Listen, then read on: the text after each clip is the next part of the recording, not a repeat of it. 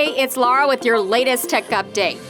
Your data is one of your most valuable business assets, so keeping it safe should be a major priority.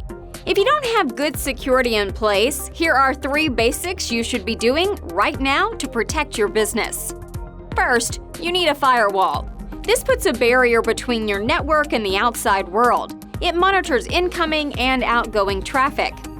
Next, start using a password manager for everyone.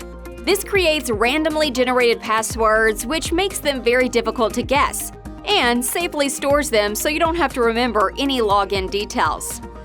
Finally, install a VPN. That's a virtual private network. A VPN is vital for anyone working remotely. It stops any curious criminals snooping on your activity and accessing your data.